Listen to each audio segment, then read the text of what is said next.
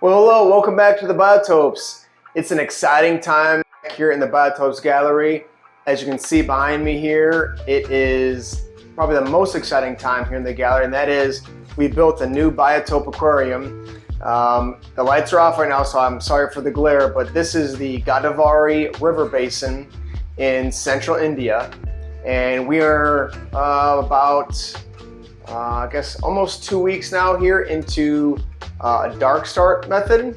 Dark start method is when we put in all the hardscape, no plants, fill the tank up with water, and let it sit without lights for 2 weeks. Especially good if you're using some nutrient-rich substrate, which I have some bags of biostratum in this tank. And what this does is essentially you don't do water changes during that time, but it keeps a lot of the kind of new tank syndrome, kind of the ammonia spikes, melting plants potentially, those types of things.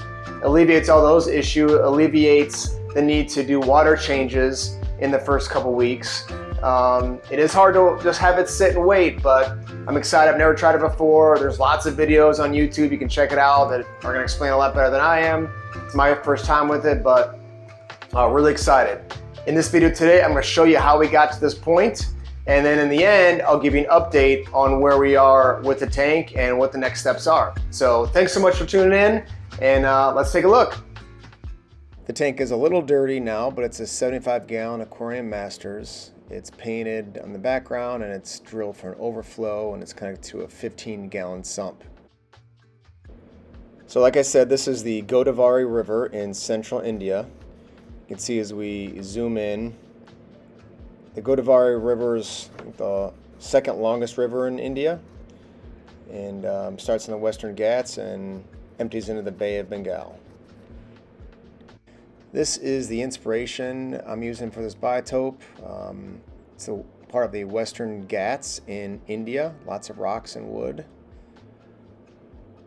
So here's the initial setup. I've got this large tree stump that I cut out from my yard, and all these rocks were collected from my property as well. So you can see I put some egg crate below the large rock just to help diffuse some of the weight. I've siliconed this wood to the rock and to the back and bottom of the tank.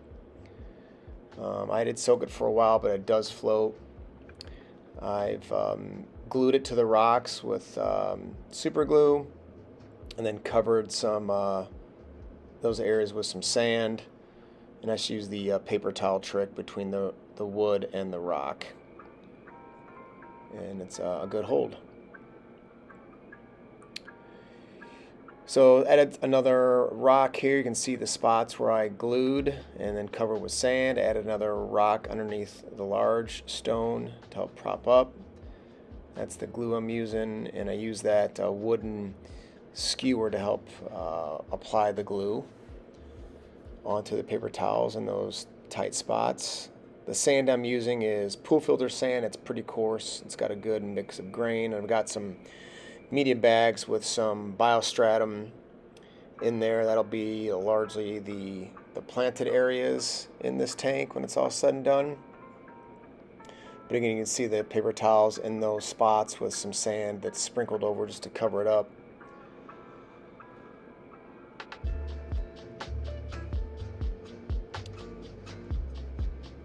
Again, all these materials were collected from my yard and in the property around our house.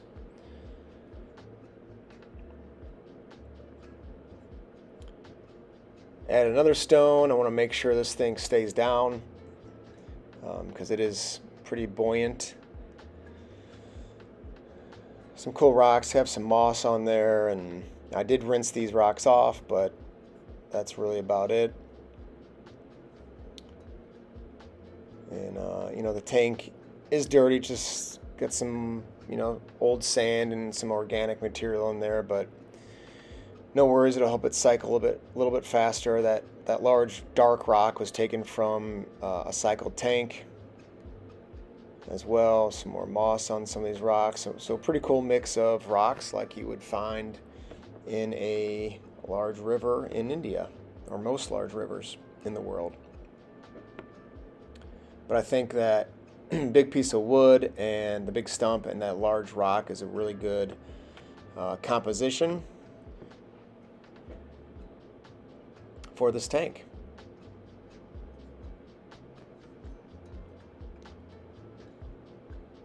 Alright, so I filled up with water just to make sure that wood would stay down, and it did, and just drained it again. That's the sand that I'm using. Again, it's pool filter sand with pretty large grain and some mix of colors, which looks super natural. I really like this a lot.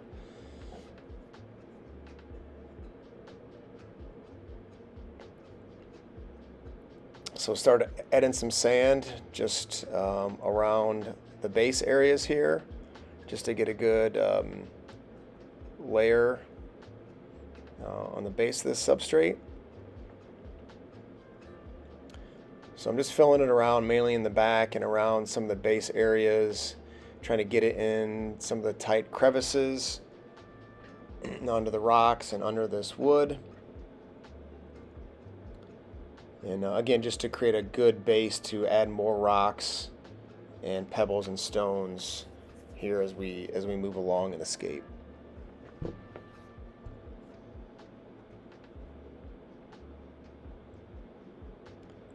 Alright, start piling on the sand.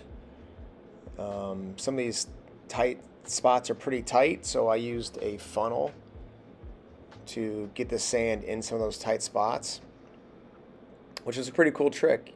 Just pouring the sand into a funnel, have the end of the funnel kind of in some of those tight areas, and it worked out pretty well. And again, this is just the base layer, so it doesn't need to be super tidy or neat, but just want to get a good base layer to start loading up some of the other rocks and stones for the scape. Okay, so I think I've got just about enough sand to kind of get things started.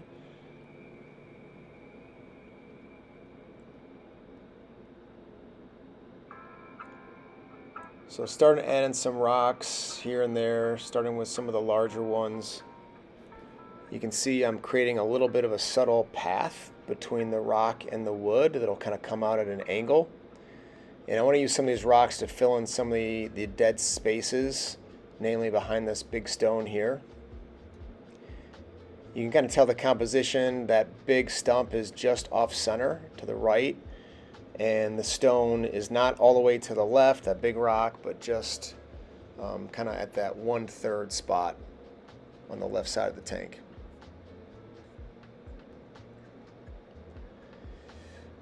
Alright, so you can see here more of these kind of medium rocks and stones, some pebbles. Again, these are all collected from around my yard. I found this black slate there that I'm going to kind of use as some accent points. Again, just filling in some of the larger gaps. Again, I'm maintaining that pathway towards the back. I think it'll add some depth. It's important when you're placing these rocks that they're somewhat random. You don't want to have too many in a straight line, or in this, all oriented in the same direction necessarily. You want it to be appear as random as possible, which is sometimes hard to do.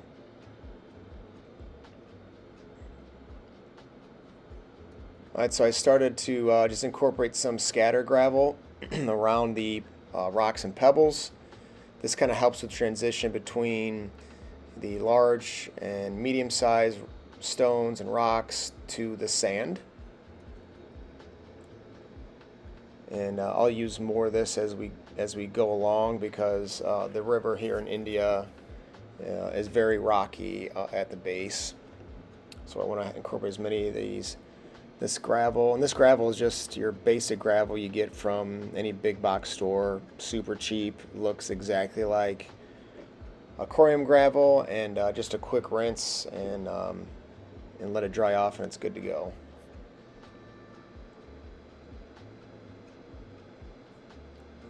So you can see it's starting to come together. Added more rocks around the back here. I'm trying to build up that back area of the aquarium.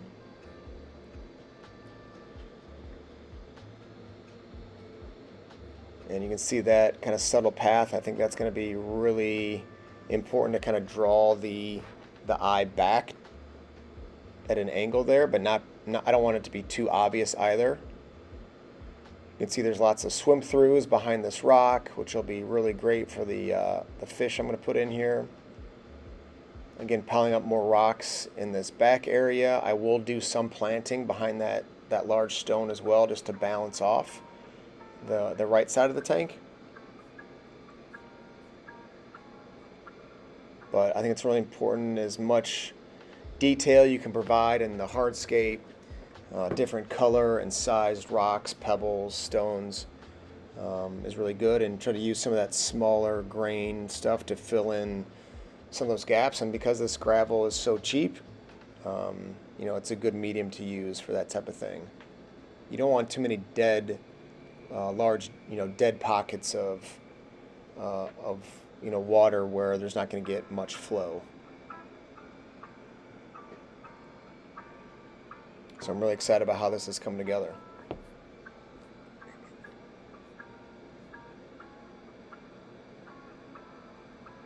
So here's the sump. I'm filling up the sump here. Those of you know, if you've seen in the past videos how I built this fish room, I'll link that above. But that is how I fill my sumps, and just put a paper towel to try to not let the flow of the water coming in disturb too much of the sand.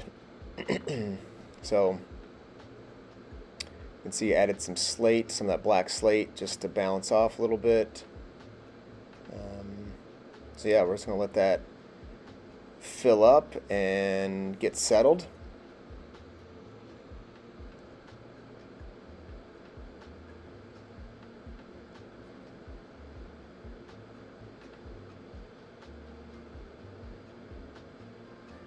And we'll just let this kind of sit for a while as it gets cycled on itself.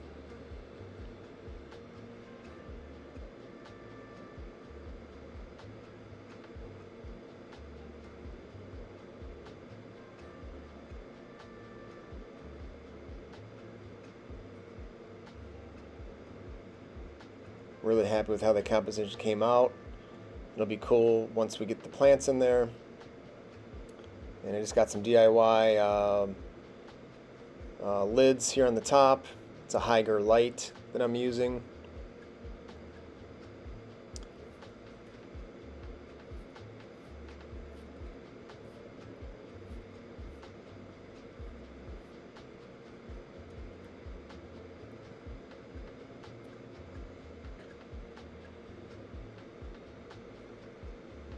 Alright, so here's the tank. It's not filled up all the way, but good stopping point. I did not want the water to overflow into the sump, because I just wanted to, I don't want to run the pump here. I just wanted to kind of get settled and again, make sure that all my glue and silicone points are holding, keeping that wood down. Here's our cool path. I really like that. And then just some of the rocks and detailed gravel. Again, I'll do a little bit of planting behind that large stone. I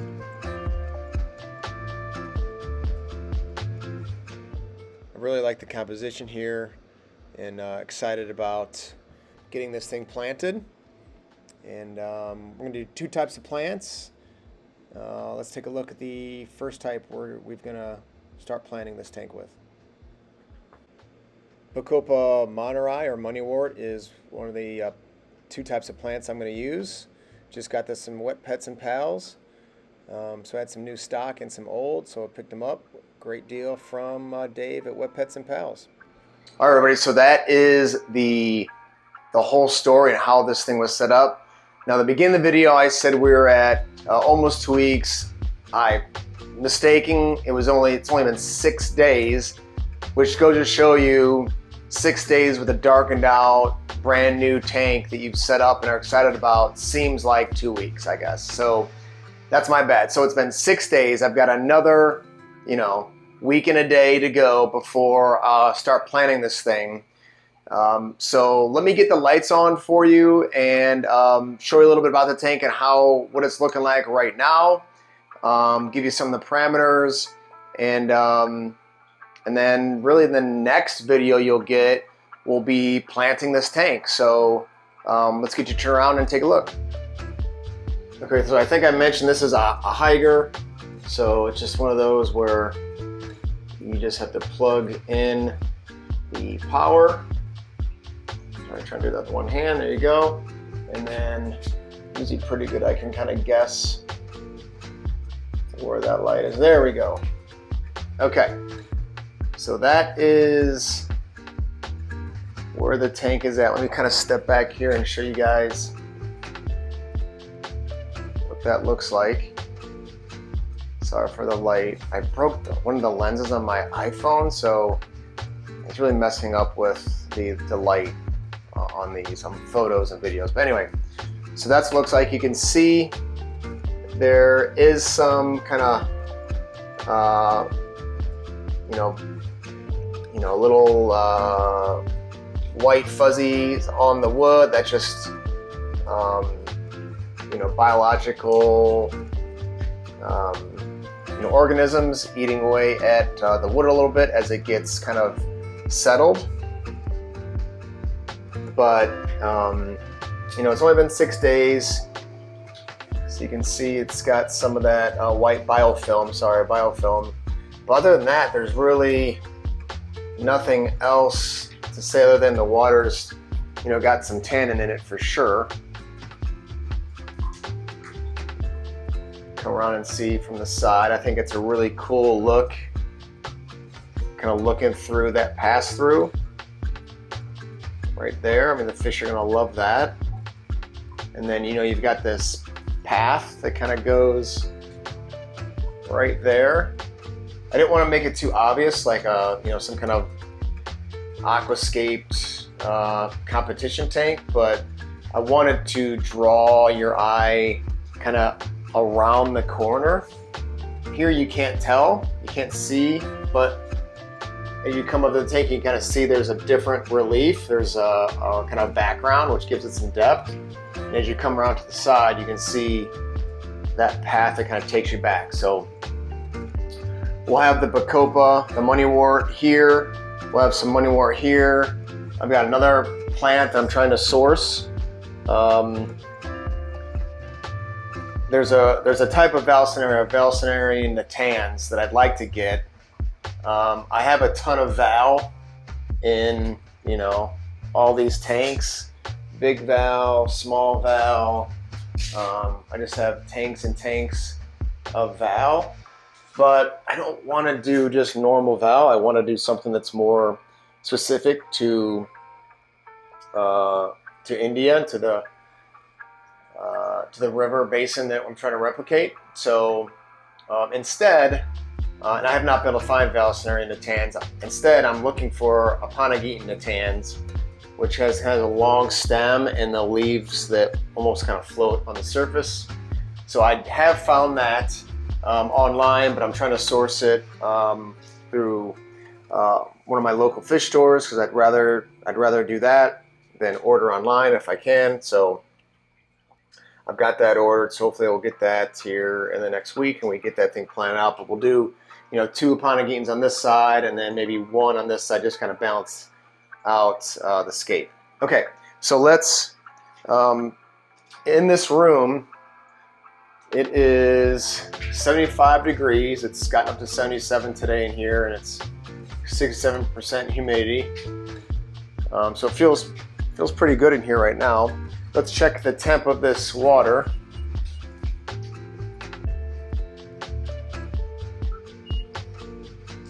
Okay, it's 76.9. I checked it a couple hours ago. It was like 77.6. Now there's no heater in the tank. All there is heating this tank, other than the room and the water itself and all the other aquariums, is this one heater. I think it's I don't know, it's a Chinese pump I got. online. It's 26 watts. That's the only thing that is, it's that green one. So it's like a 26 watt heater in this. So it's at 76, 77 degrees. You can see the flow I've got. That pump turned down all the way, but it's giving me a nice flow here towards the surface. Nice surface agitation, good oxygenation in here. I just tested the ammonia, and I don't know if you guys can see, but it's pretty yellow here. I mean, if there's any ammonia, it's very little, so almost zero. I'd say it's not quite green, but it's not bright yellow either. So anyway, so very little ammonia. Again, it's only been 6 days, but we'll let it continue to cycle. You do put beneficial bacteria in here too to kind of help it get going. So I did that when I started up. So yeah, that's where we are 6 days in. Some biofilm on the wood. The water's pretty tan, if you guys can see that on the camera. But other than that, that's really, been it. So really happy with how this tank is going. Can't wait to get things built up. Oh, and I've got all that biostratum is in bags, as you guys saw earlier, and that's all under here. So that's kind of where I'll be planting a lot. I don't want to totally cover up this hole, but I'm going to have some plants kind of on the edges here and dotted in those rocks. Because especially with the stem plants and the Panagium, that'll be really good for it. So yeah, so that's where we are right now. All right, so hope you guys like where we're going so far with this tank. Again, be sure you guys are subscribed and you stay tuned in, because in just about a week, we're going to be planting this thing and turning the lights on, and soon after that, we're going to be adding fish. I'm wondering if anybody can guess what 3 fish species I'm keeping in here. I know for sure the first fish I'm going to start with. They've been tough to find. I did find some online. I am trying to get them locally too, but again, it's these are all biotypical to central India. So yeah, so I'm excited to kind of see what you guys think of this tank. Do you like how it's set up? What are your thoughts on it? And talk about the plants I'm using and what fish you might think will go in here. So again, thanks so much for tuning in. I really appreciate it. I'm gonna try to get more on uploads here in the near future. But this will be the 5th biotope that we've built in this gallery. So be sure you guys tune in, subscribe to the channel, give us a like. We're pushing down almost 700 subscribers. So I know it's teeny tiny, small potato channel, but it really means a lot to me. You guys are kind of coming along for the ride for it. So thanks so much. Appreciate you guys stopping in. We'll see you guys next time.